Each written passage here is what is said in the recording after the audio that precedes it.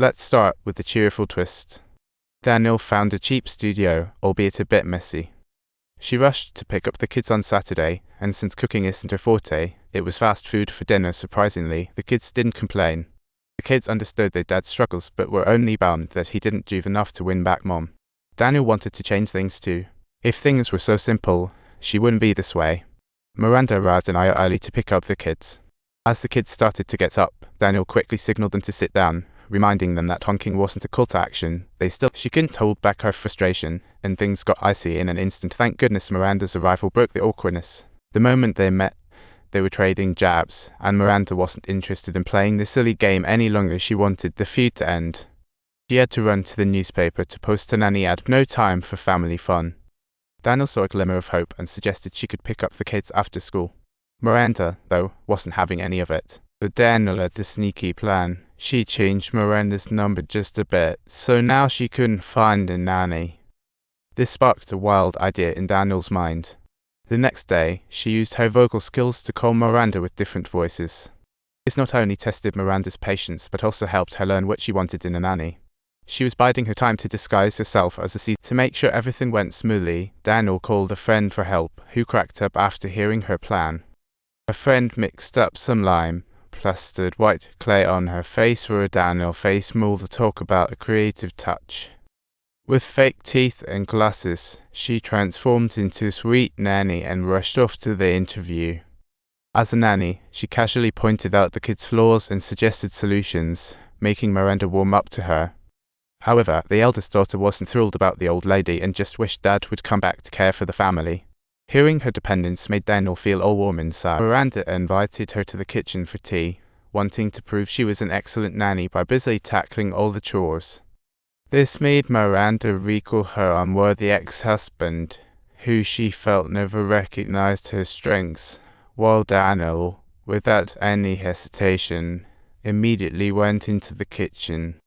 Wondering how she was so skilled, Miranda didn't realize Daniel understood her need for recognition.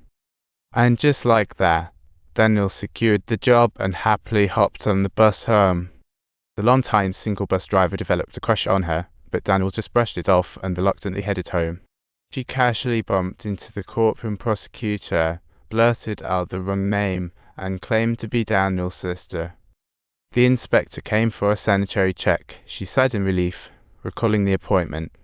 Recently, she was so busy with nanny issues she almost forgot the prosecutor's appointment, regretting having to drag the landlord up. This encounter was turning into a nightmare. She first sent the prosecutor to check the other rooms and then hurried back to her bedroom to change. The prosecutor suddenly wanted to see the house's only woman. She hurried back, fumbled, and dropped her mask downstairs. No. Her mask got ruthlessly crushed by a fire truck, so she had to figure out a way to cover her face. Luckily, she found a cake in the fridge. The second the prosecutor walked in, she shoved her face into the cake. Brilliant move. She claimed it was her facial treatment. Smart thinking. She spent all night switching between characters. Next day, her friend promptly delivered a new mask. After finishing her TV station work, she began her first day as a nanny. She was no longer that laid-back dad. She became a full-time nanny, enforcing strict homework time, no TV allowed. If they dared to rebel, they had to clean up until they willingly complied. There was no escaping the consequences. When it came to cooking, Daniel was in over her head. She had never cooked for the kids. It was turning into a disaster, and she mishandled everything.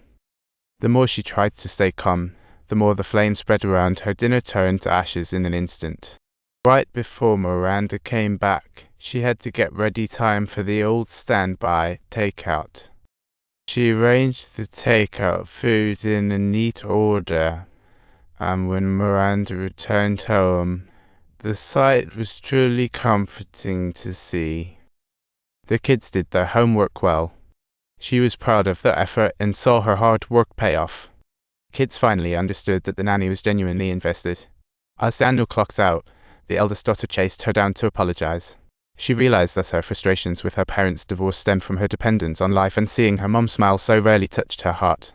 All these changes were due to the nanny's arrival, even though Daniel was happy to. But mostly, she felt guilty. If she hadn't come in as a nanny, things wouldn't have been so complicated. She took the bus once again, and the driver was still that smitten fellow. This time, she accidentally revealed her hairy legs, and the air thickened with intense awkwardness, but Daniel fully blended into the family. Kids no longer resisted her. They played soccer on the grass and rode bikes, while Daniel began to discover life's joys. In the hustle, she learned to cook, and just like that, life began to find its rhythm again. Just as life was falling into place, her romantic rival showed up, shattering Daniel's lovely plans. She glared angrily at her rival from upstairs, unable to stop her but quietly plotting her next move. The opportunity arrived. Her rival's car was parked right outside, and she was determined to expose her. She boldly walked over, ripped off the car emblem, then sauntered inside to interrupt and deliver the emblem back to her rival.